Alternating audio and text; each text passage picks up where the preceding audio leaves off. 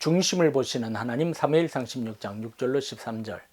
그들이 오매 사무엘이 엘리압을 보고 마음에 이르기를 여호와의 기름 부으실 자가 과연 주님 앞에 있도다 하였더니 여호와께서 사무엘에게 이르시되 그의 용모와 키를 보지 말라.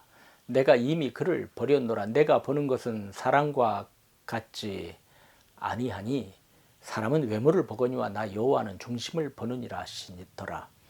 이새가 아비나답을 불러 사무엘 앞을 지나가게 하며 사무엘이 이르되 이도 여호와께서 택하지 아니하셨느니라 하니 이새가 산마로 지나가야 하며 사무엘이 이르되 이도 여호와께서 택하지 아니하셨느니라 하니라.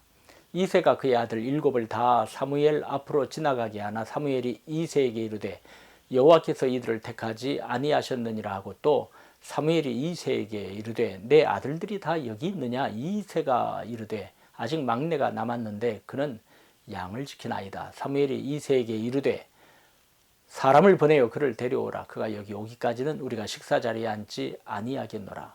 이에 사람을 보내어 그를 데려오매 그의 빛이 붉고 눈이 빼어나고 얼굴이 아름답더라. 여호와께서 이르시되 이가 그니 일어나 기름을 부으라 하시는지라. 사무엘이 기름 뿔 병을 가져다가 그의 형제 중에서 그에게 부었더니 이날 이후로 다윗이 여호와의 영에게 크게 감동되니라. 사무엘이 떠나서 라마로 가니라.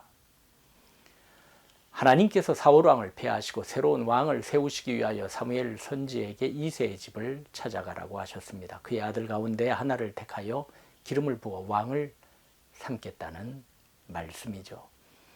집의 당도에서 사무엘이 이새에게 말합니다. 나는 여호와께 제사를 드리려고 왔고 그러니 당신들은 자신을 정결하게 하고 나와 함께 제사를 드립시다.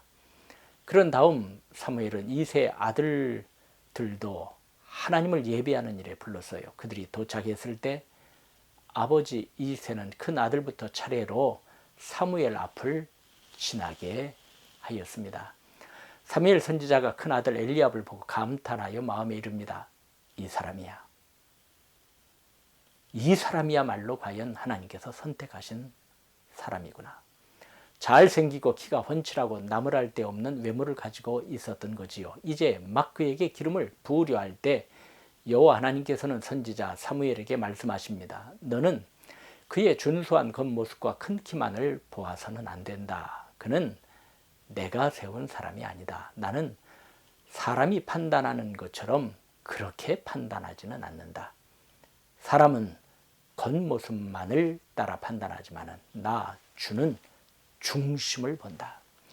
사람은 외모를 보거니와 나 여호와는 중심을 보느니라. 바로 이것이 하나님께서 사람을 선택하시는 원칙이십니다. 하나님은 중심을 보시는 분이라는 것입니다. 우리는 겉모습을 보고 배경을 보고 그의 상황을 봅니다만 하나님은 불꽃 같으신 눈으로 사람의 중심을 감찰하시는 전능하신 창조주십니다. 예레미야 17장 10절에는 나 여호와는 심장을 살피며 폐부를 시험하고 각각 그의 행위와 그의 행실대로 보응하나니라고 하였고 20장 12절에는 의인을 시험하사 그 폐부와 심장을 보시는 만군의 여호와여라고 기도하고 있습니다. 하나님께서는 각 사람의 마음을 꿰뚫어 보시는 분이심을 말씀한 것입니다.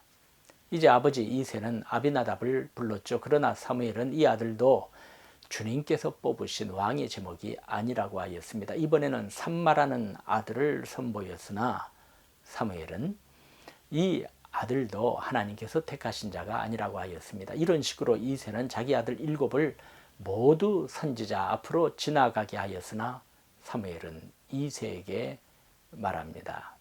하나님께서는 이 아들들 가운데 어느 하나도 뽑지 않으셨소. 사무엘 선지가 이새에게 이 아들들 밖에는 없소?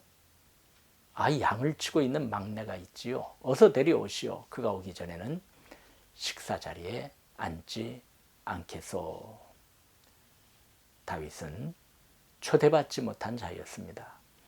아마도 아버지 이새는 막내를 크게 염두에 두고 있지 않았나 봅니다. 사람을 보내어 다윗을 데려왔습니다. 보니 눈이 아름답고 힘도 세 보이는 혈색 좋은 청년이었어요. 12절이지요. 이에 사람을 보내어 그를 데려오매 그의 빛이 붉고 눈이 빼어나고 얼굴이 아름답더라. 하나님께서 다윗을 바라보시는 판단이었을 것입니다. 여호와 하나님께서 사무엘에게 말씀하십니다. 그가 바로 내가 택한 사람이니 그에게 기름을 부어라.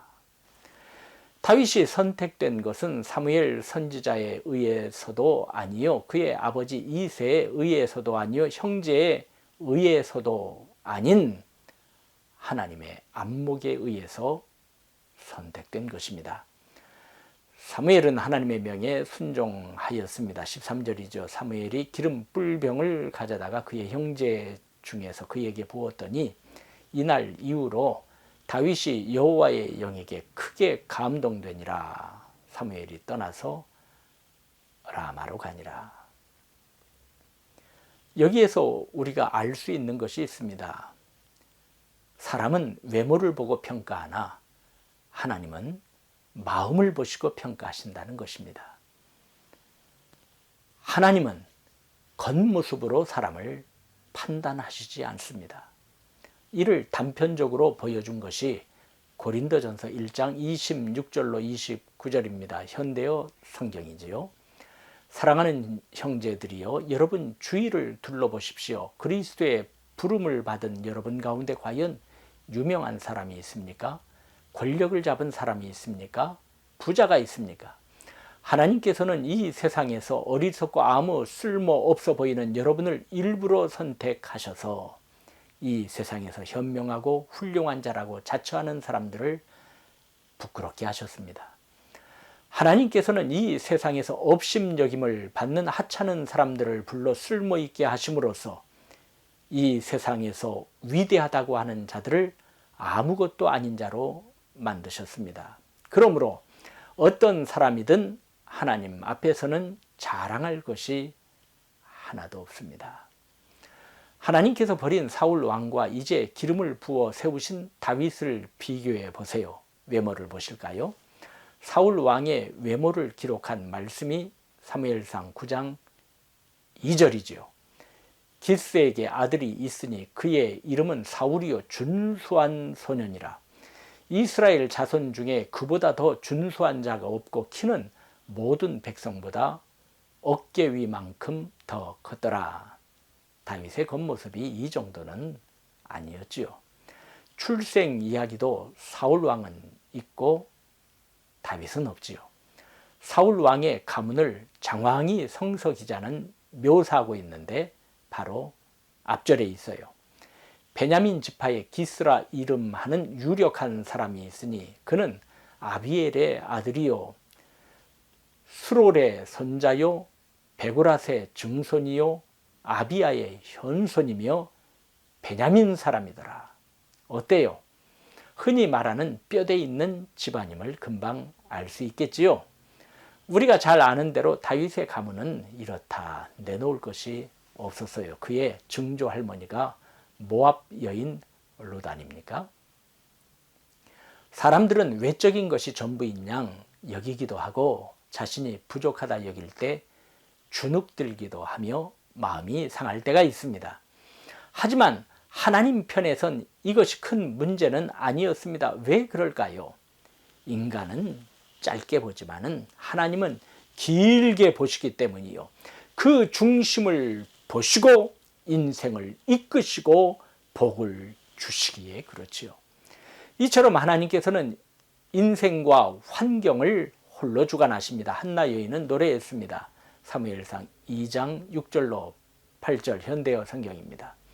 주께서는 사람을 죽이기도 하고 살리기도 하시어 사람을 지하로 내쫓기도 하고 다시 끌어올리기도 하신다.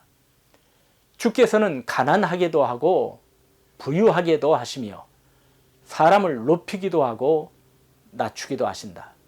주께서는 억울한 사람을 불쌍한 처지에서 건져내어 영광스러운 자리에 앉게도 하신다. 주께서는 천대받는 자들을 일으켜 존귀한 무리가 되게 하시고 멸시받던 자들에게 영예로운 자리를 마련해 주기도 하신다. 온 세상이 주님의 것이기 때문이다. 이 세상을 지어 흔들리지 않는 터전 위에 올려놓으신 분도 여호와이시기 때문이다. 외적으로 보이는 자신에 대하여 주눅들지 말아야 하겠습니다. 그리고 교만하지도 말아야 하겠습니다. 하나님께 드릴 내 마음이 있음을 감격해야 하며 내 중심을 보시고 분명코 나를 복되게 이끄실 하나님을 믿어야 하겠습니다. 이것을 체험하였고 믿었기에 다윗은 그의 아들 솔로몬에게 역대상 28장 9절에 말합니다. 내 아들 솔로몬아, 너는 내 아버지의 하나님을 알고 온전한 마음과 기쁜 뜻으로 섬길지어다. 여호와께서는 모든 마음을 감찰하사 모든 의도를 아시나니 네가 만일 그를 찾으면 만날 것이요 만일 내가 그를 버리면 그가 너를 영원히 버리시리라. 다윗은 아들에게 하나님을 소개하기를 마음을 속속들이 들여다보시는 분, 깊은 생각까지도 다 아시는 하나님이라고 한 것이죠. 우리의 마음을 새롭게 합시다. 그리고 외양지상주의에서 벗어납시다. 신명기 7장 7절에 보면 하나님께서 이스라엘을 택하심도 다른 민족보다 수요가 많기 때문이 아니라고 했습니다. 보실까요? 여호와께서는 너희를 기뻐하시고 너희를 택하심은 너희가 다른 민족보다 수요가 많기 때문이 아니니라. 너희는 오히려 모든 민족 중에 가장 적으니라. 사명의 동력자들이요. 반드시 하나님께서는 그 마음을 보시고 보시되 깊이 살피셔서 저와 여러분을 이끄실 것입니다. 본문 13절에 다 나오죠. 사무엘이 기름 뿔병을 가져다가 그의 형제 중에서 그에게 부었더니 이날 이후로 다윗이 여호와의 영에게 크게 감동되니라. 중심을 보시는 하나님께서는 마음에 합한 다윗에게 성령님을 보내어 주셔서 함께 하시고 역사하셨음을 우리는 압니다. 하나님의 인정을 받고 기름 부음을 받은 그 순간 여호와의 성령님께서 다윗을 사로잡았을 뿐 아니라 그 이후로는 그에게서 떠나지 않고 이끄신 것입니다. 그 말씀이 이루어지는 날까지 다윗에게는 많은 어려움이 기다리고 있었지만 그 지루하고 고난 많은 하루하루를 그를 사로잡으신 성령 하나님께서 같이 하심으로 모든 것을 다 이루어 주셨습니다. 사명의 동력자들이요. 중심을 하나님께 드리며 하나님의 마음에 합한 자로 살아 우리의 든 잔을 넘치게 채워주시는 하나님의 역사를 체험하시기를 간절히 축원드립니다.